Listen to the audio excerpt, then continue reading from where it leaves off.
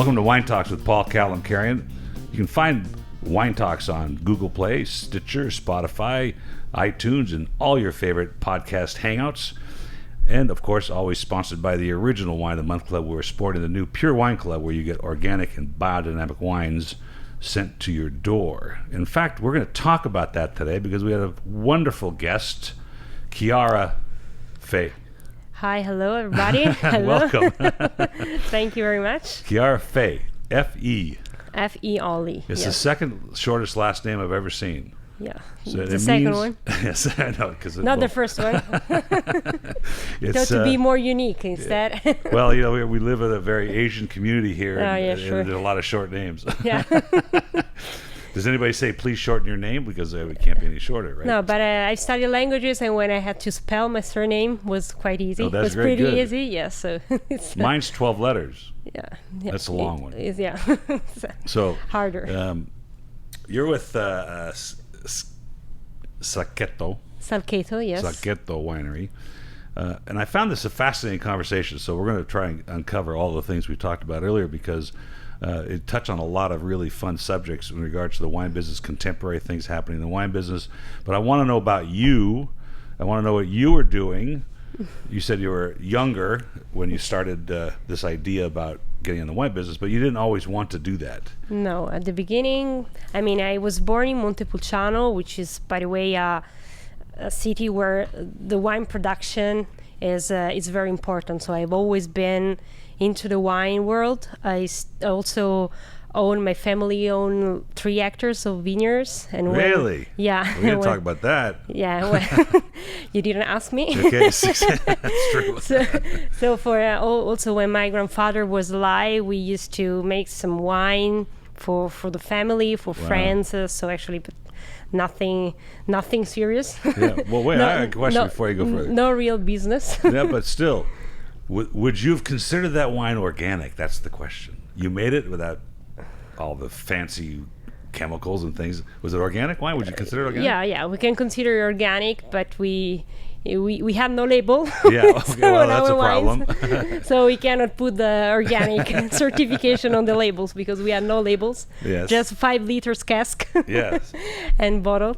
But yes, I can consider it organic. Okay, so that's why I'm also I'm very keen on what on the philosophy of Salcheto.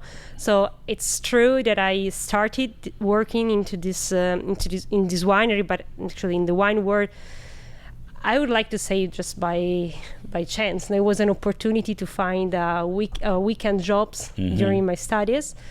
But I've always been very involved in what Salcheto has done for the wine business.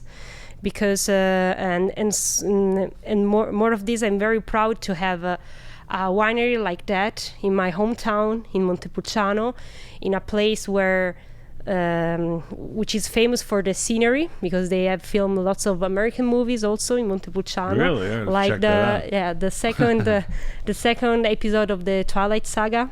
Really? Yeah, I was moved in Montepulciano, so Robert Pattinson was there. Wow, that's pretty fancy. Half Europe fans were there. Yeah, that's pretty cool. So no room for parkings. It has been horrible those 2 months. That's funny. But actually, it's also important for a small city like us to have a winery like Salcheto because it's the pioneer of sustainability in the wine business in Europe. Yeah, so we're gonna have fun talking about all that because these are very interesting on both sides of your fence.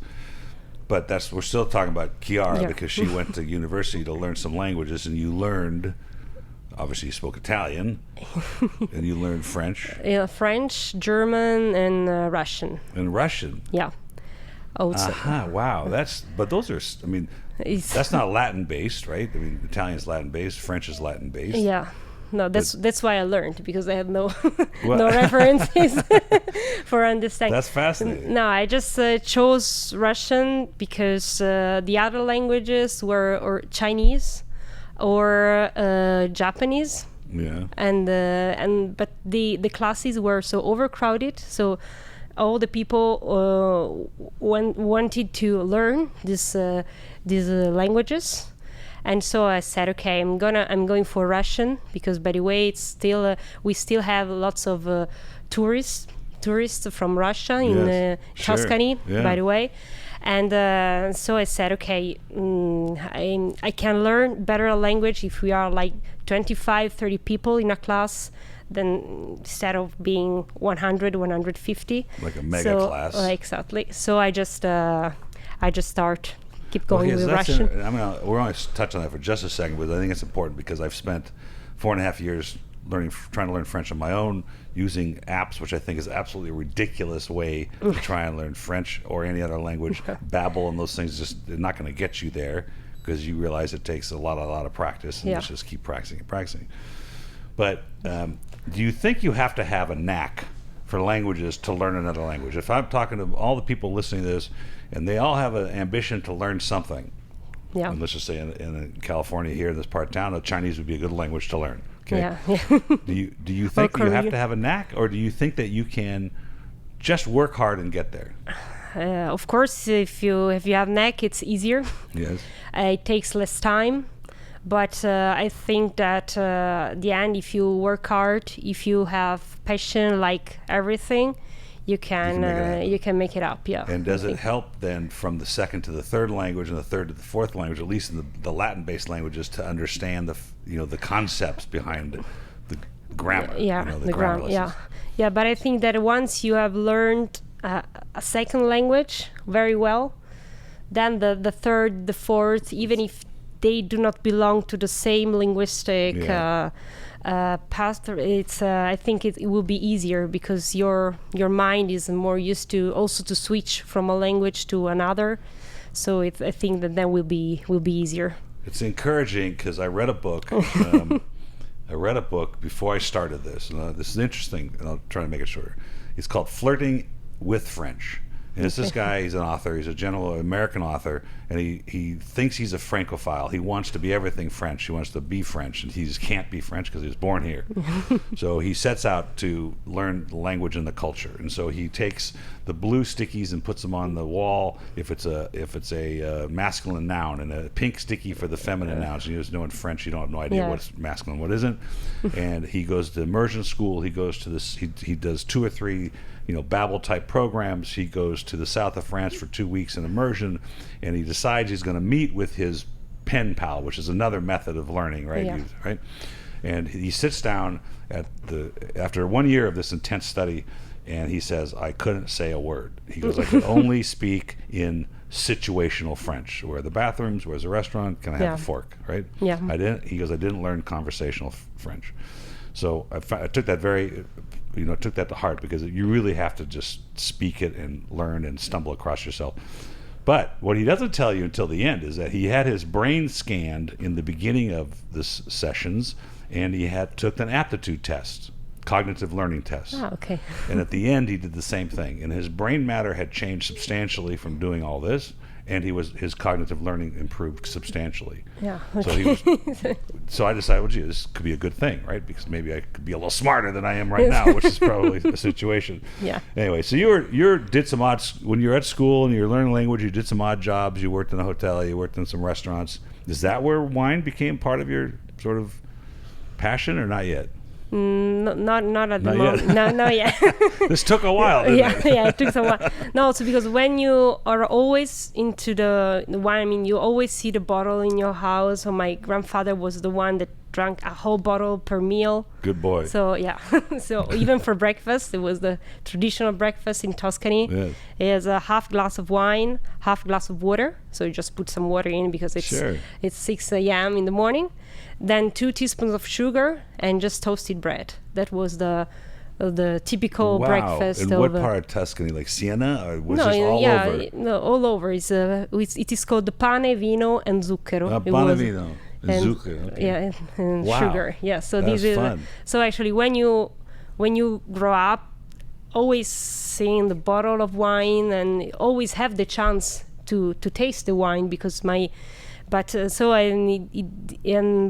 then we have also the problem that we also have vineyards.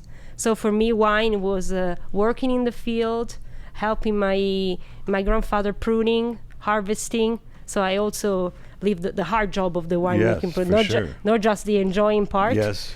And then also I have to say that the wine that my grandfather made wasn't so so good. Was that so great? Well, So actually, really, I mean, I was curious, but just for the wines, for the winemakers of my area, just tastes different. But it wasn't. I didn't realize at that moment that could be my future. Then it's a fascinating subject, as you already know, and I just thought of something because my passion for wine, which is relatively new, even though this is my 30th year, it's the last couple of years talking to folks like you and other winemakers, I've developed this keen passion for what it is and what it's supposed to be. And I'm going to guess that with your grandfather's wine, maybe it didn't taste so great, but the satisfaction that he made that, and he's serving it to his family, was the experience that he was enjoying right? For sure. That's what it was, right? Yeah. As opposed to this ethereal experience with some fancy terroir that we're trying to extract from sure. So tell me about Salcheto. Salcheto, when you told me that it was from, like, the first vintage was like 1980 something, that makes it a very young winery in the world of wine in the world of wine, especially in Tuscany. So how does somebody find in Montepulciano enough land, I don't know how many hectares you have, but to just decide we're going to plant? I mean, how many hectares do you? We have about 60 hectares. Well, that's pretty good size. So, 120 acres, 140 acres. Yeah, it's like in Tuscany we are considered between small and medium producers, by the way, because there are also other wineries that have thousands of hectares. And but by the way, we are a medium producer in the Montepulciano area. But yes, we are pretty new because there are also other wineries that are very historical wineries that's been producing wine since the Renaissance. That's right. But the Salcheto is a pretty new winery, but because before in the same place where there are vineyards now, there were like crops cultivation, fruits tree. For example, for us, another typical product of Montepulciano is a local wild plum. So this is grown just in our area. So also from Florence, from Pisa, they were asked. So actually during 80s, 70s, it was a good demand of it. Does the rest of the more embedded ancient, not going to say ancient, but the more traditional wineries of Montepulciano and Tuscany in general, do they accept Salcheto as a? At the beginning, no. Yeah. It was a real challenge. Also because when the owner, Michele Manelli, the actual owner, is the owner of the winery since 1997. Mm-hmm. It was at the beginning of 2005, 2006, more or less. He presented this project for sustainable wineries, and he had to struggle a little bit with this very ancient winemaker, like the traditional producer, with the sentence now that we have always done in this way. Yeah, so that's the deal. Yeah, that's the way. But finally, he just keep going on this project, and now is well accepted also because having something like this sustainable modern in Montepulciano has also been good for them because of course it's important for everybody. But at the beginning he had to struggle a lot. Then in Italy, but in Tuscany in general, we are not very open-minded. So it's that's welcome to everywhere. Yeah, of course. It's kind of interesting because of its age and because the wines have this sort of new world freshness about them. They're very bright. They're excellent wines, all of them, and we're going to talk about the organic ones in a second. But in order to get organic, and you're the first representative I've had in here that actually was like got her hands dirty getting the certification. Yeah. Because a conventional farmed vineyard takes 3 to 5 years to get clean, so to speak, of its.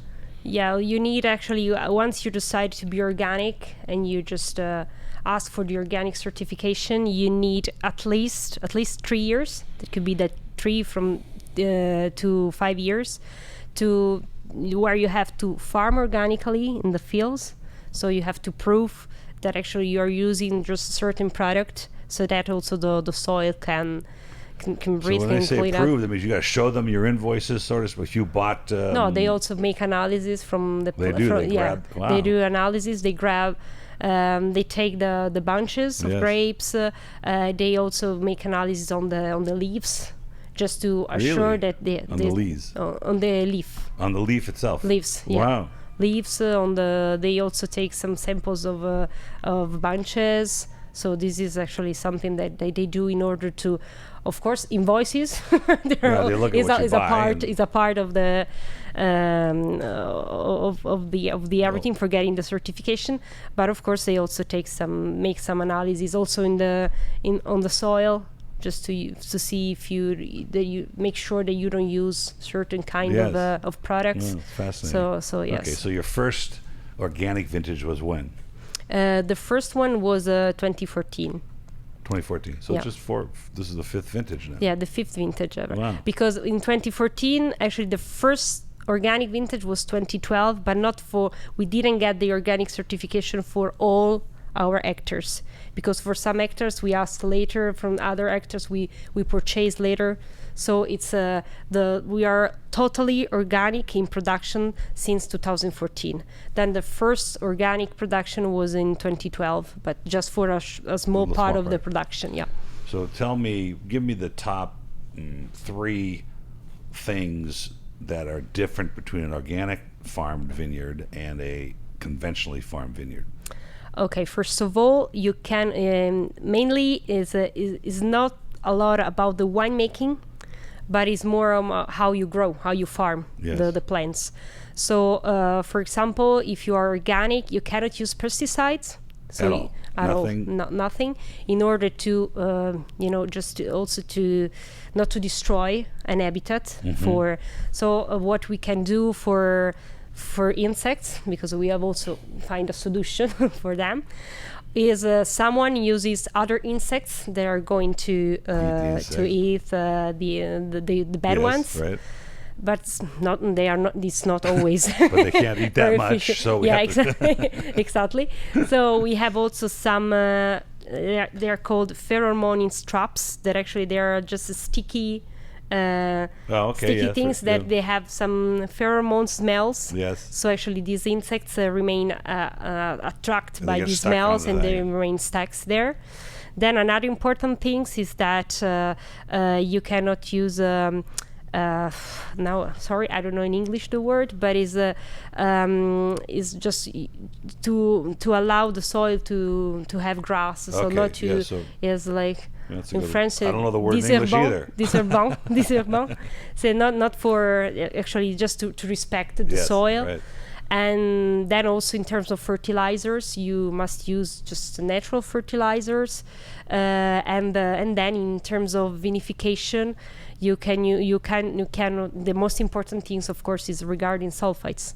So in then here the organic regulation changes depending on where you are. So in Europe we have a unique standard, of course, and in Europe we can use maximum of 100 milligrams per liter for the red wines and 150 sulfites milligrams for whites. Okay.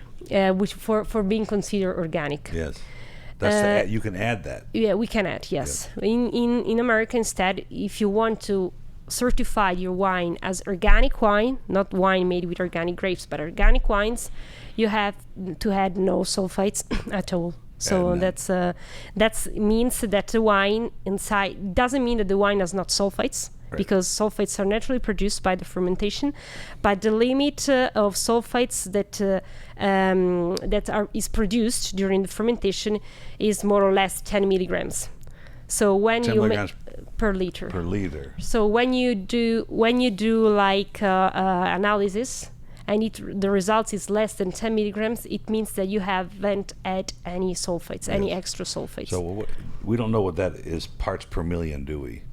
10 milligrams per liter, because in America, the consumer likes to look at how many parts per million. And if it's less than 75 parts, we'll have to figure that. We'll do that. We'll do that calculation later. So you make things so complicated. Yeah, I know. From the yard, miles, Fahrenheit. Yeah, exactly. Thanks to the Angleterre for that, right? So well, you are the new word. We are still stuck with the. Well, that's okay. Roman. Actually, it's easier. Kilometers and liters is easier. Yeah. It's just easier. Yeah, it's just easier. Yes. And why the UK has their own gallon size. We have an American gallon. They have their own gallon. So it's more complicated. And not only that, we have 50 states here, right? And there are 50 laws on shipping alcohol. Oh, yeah. And my wife, who's the controller here, one state will say, well, we're going to charge you so many cents per gallon. Well, wine's not bottled by the gallon. So you got to, in a case is 2.4 gallons. So you got to calculate it that way. The state next door says, no, we're going to charge you by the liter. Well, they're not bottled in liters either. Yeah, no. So 3/4 of a liter. So we have to figure that out. And then some charge you by. It's just ridiculous. So you're lucky. Just consider yourself lucky. So you have these organic wines, and this gentleman who owns the winery, Mr. Manelli. Mr. Manelli, yes. What was he doing before he got in the wine business? He basically studied economics, the Bocconi, and his family. He had a different business, so nothing to do with wine, but they had some properties in Chianciano, which is a town close to Montepulciano, and he's always been passionate with wine, and he has lived in for about 10 years in Paris because his family moved to Paris. Wow. So he also had some, Burgundy wines, Bordeaux wines, and so he started to be involved in the wine world like this. The appreciation, exactly, passion for wine. And then they had these properties, and he decided to become a partner of the previous owner of Salcheto, which was a family of Montepulciano. And in 1997 they decided to sold the winery to Michele, and he for a few years he just kept going because Michele became partner in 1991. So for 6 years they worked together. Then Michele became the unique owner of Salcheto in 1997, and he continued to keep going the regular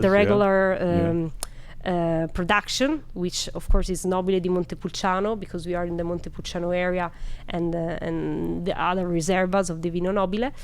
And then but by the way, he really believed in this project of sustainable wineries, and so since in 2006 he presented this project that, as I told you, it takes some time to be approved.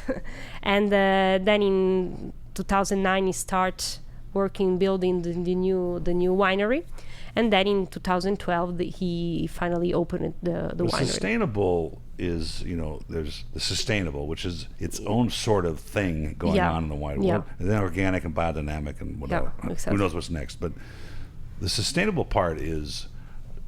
Does it include farming techniques in sustainable as well as, because you want to be organic, but the sustainable, it's not organic necessarily. No. It's just a whole it's a holistic approach.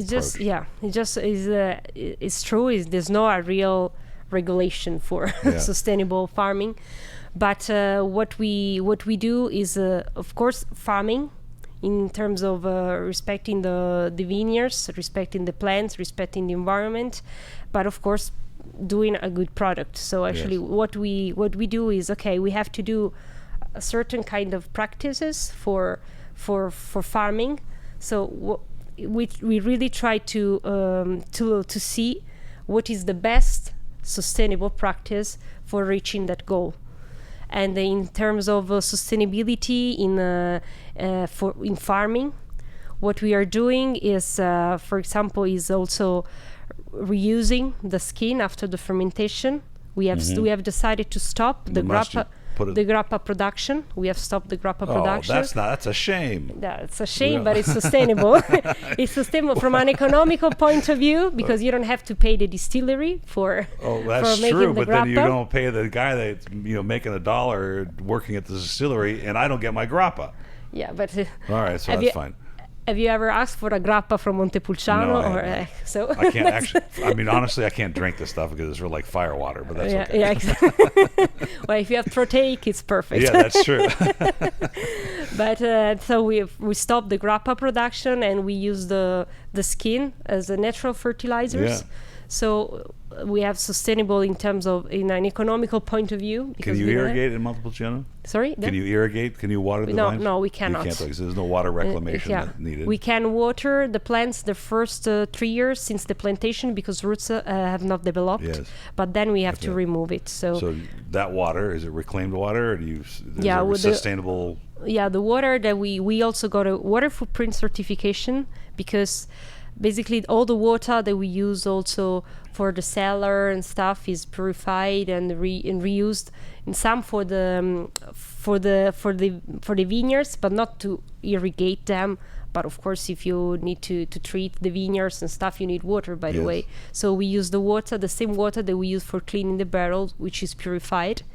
And then we have also a recycling water system that we use for watering the vertical garden and the roof of our cellar in order to keep and to maintain the temperature inside without using cooling system, refrigerating system, or air conditioning. Okay, so the last winemaker I interviewed that had a roof that you needed to water, is you growing on the roof? No, we are not growing on the roof. There's grass or something? No, there is 1.5 meters of sand. We are using it is called an adiabatic cooling system for cooling the roof. So on the roof we have 1.5 meters of sand between the ceiling and the a meter and rooftop. a half. 1.5 meters, yes. This much. Yeah. Sand. Of sand, yes. And that's fascinating. Yeah, which is wetting by an irrigation system during summertime in order to cool the roof down.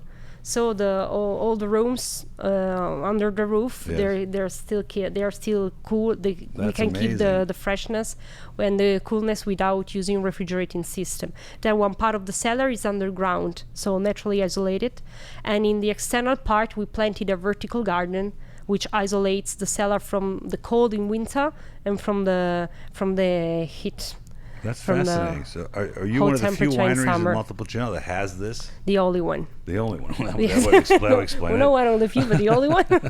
And then we are actually we are trying also our sustainable approach, also in the winemaking process, not just in the farming, is also to reduce as much as possible the use of electricity, for example, of electric pumping system. So, for example, for lighting the cellar, we have no artificial bulbs, but we have just mirrors or tubes of light, mirrors that actually they were invented in the U.S. Yeah, we use them in my house actually. Exactly. They're great. Solar they were used for bringing light to bunkers during the Cold War, then now is something. I never saw the bunkers, but it's okay. Yeah. So these are now you've taken the next step, and this part of the conversation is interesting to me. I think it's an important part of the wine business. I think it has some legs. We'll see with the millennial generation, like my daughters, who will go to a hip, cool wine shop, his cousin, frankly, and buy a $28 rosé that I had trouble drinking, but to them feels good because they're doing something. And I suppose it is better for your body. I'll grant that under most conditions, but. I found your versions of these rustic wines because nothing happens to this. No. I mean, this is, it's farmed, fermented, no additives. No additives at all, bottle, and that's it, yes. Because the first nose of the red, the Sangiovese, right? Yeah. It immediately struck me that I've smelled this character before, and then when you said what it was, and I have 2 or 3 domestic versions of something as rustic as this. Can you tell me Are the vineyards for these wines different than the other ones that you make? Or is it the same place? No, it's nearly 20 kilometers far from the from the vineyards that we have in Montepulciano, but more or less the features of the soil, we still have clay soil. The altitude is a little bit lower. For the natural wines, we are about 350 meters. Instead, for the Nobile and Chianti, we are a little bit higher. But more or less, the soil is the same clay, same. You said an interesting word, natural wine. Yeah. And I wrote an article on LinkedIn. I'm sure you've read it. Yeah. All like 500 people. So in America, there's no such term, and I've had a couple of winemakers in just to have this conversation strictly on the definition of natural wine, which all we can do is come down to is the least amount of intervention as possible, because there's no definition. Yeah, there's not a protocol that tells you what it is really. So you're saying that, though. You're saying we're not going to touch this. Actually, we also have to say that the wine is not natural. I mean, because natural is the grapes. Yeah, right. Then it's the man. So actually, there's no natural wines at all, because you're right. Because it's man that by picking grapes, by harvesting the grapes, and see, you're right. That's exactly right. But by the way, people have started to use this word natural wine just to describe some products, which are, as you said, that nothing have been done. Nothing has been done on this product. So no added sulfates, spontaneous fermentation, no selected yeasts. So nothing. So that's word. This is what I told my daughter. We went to New York, and she took me to Brooklyn, and she dragged me into a natural wine shop. As we now know, it doesn't define anything. I bought a bottle of Nero d'Avola from Sicily. It was on the bottom shelf. I didn't notice the price. Because had I noticed it, I wouldn't have bought it, because when I put it on the counter, it was $65 for Nero d'Avola. And I told my daughter, I said, this is ridiculous. She goes, Dad, it's natural. And this is early on. This is a few years ago, before the big movement. And I said, okay. We took it back to the hotel and opened it, and it was undrinkable. And I said, I go, vinegar's natural too. I just don't want to drink it. Okay. So these are very palatable. They're actually delicious wines. And so would the difference between these and let's say your conventionally farmed wines, it's just the sulfites? Is that the main difference? Yeah, that's the. So what's unnatural about a natural sulfite? But the sulfites, actually, we also, when we started with this line, we started in 2012, and we actually did not really realize how important is the lack of sulfites, especially during the fermentation, to determine completely different flavors to the wine. Because by not adding sulfites, that actually sulfites has basically no flavors. Yes, so it shouldn't you say, have any okay, flavors, right? So I say, okay, I don't put sulfites, so it should more or less taste the same.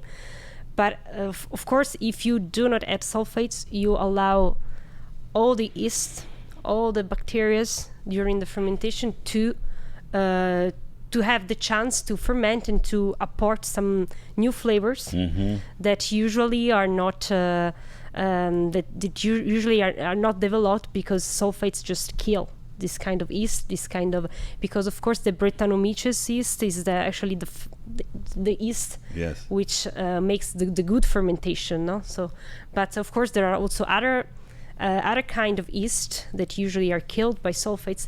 They can give you some flavors, and that makes these kinds of wines different to the conventional ones, because in the conventional ones, by adding sulfites, you have more or less I don't want to say an homologation of taste, because there is many things that determine the taste of the wine, from the grapes, from the soil, from the also minerality of the soil and stuff. So there are lots of features for determine the final taste of the wine. But of course, the adding of sulfites also not just in the fermentation, but also in the aging and in the bottling, they stabilize also the wine. Instead, the wines which are not filtered, which are without added sulfites, they are really lively. Yes. They're really continuing. Even if you drink a glass of our white wine and you wait for like 10, 15 minutes, it has completely it has changed. It has developed also because our wines, as you said, is you find I'm glad of it. You find our wines very not so extreme, not oxidative and stuff. Also because we use we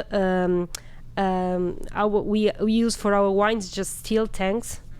Also, the fermentation takes place in a very reductive environment without any chance of oxidations to occur, because we use steel vats that recycle also the CO2 of the fermentation in order to move the skin and the juice together in order to move the mast. Wow. Yes, so we don't have to. Automatic. Yes, it's un batonnage, but not. First of all, it's not mechanical. It's not by using pumping. Yeah, so of course, much subtler. Yeah, softer. Yeah, exactly. The wine is less stressed, because now also the wine is stressed. Everybody's stressed. Everybody's also stressed. The wine. I'm stressed. And so we don't stress the wine. So we also allows the skin to release in a softer way all the tannins, all the pigments, all the aromas, and we don't use electric pumps, so we save energy to what we want to do. But then most important, we don't have to open the container if you're doing this kind of kind of batonnage, so there's no risk at all of oxidation of the mast during the fermentation. That's why it has been possible for us create this new line of wine. Then also of course everything must be reductive from the beginning to the bottling process. No, so from the fermentation, the aging takes place in steel tank, so no way of oxygen to pass through.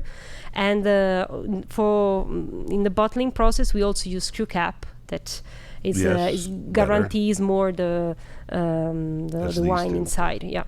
So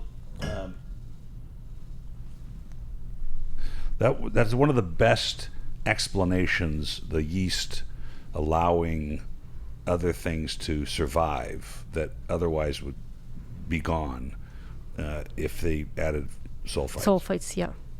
And I think the profile, the flavor profile, particularly the nose when I first smelled the Sangiovese, and all of them have the same profile, is the reason that exists. I mean, the reason for that profile amongst many organic and biodynamic wines. There are many organic wines you don't smell almost anything different, but these, let's use the word natural in this case, the absolute natural ones. Yeah. Including the idea that the one I carry in my shop here, the guy, he literally foot stomps the wines, the grapes still. And that similar profile is in those wines as this.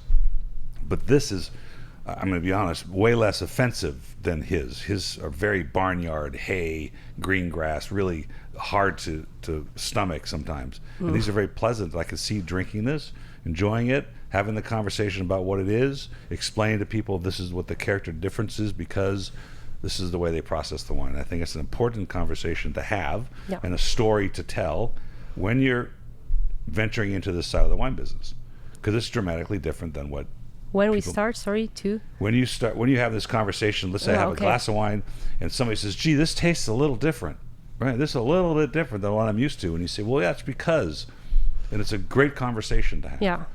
Yes, indeed. Do you think it's healthier? Healthier? Yeah, better for your santé.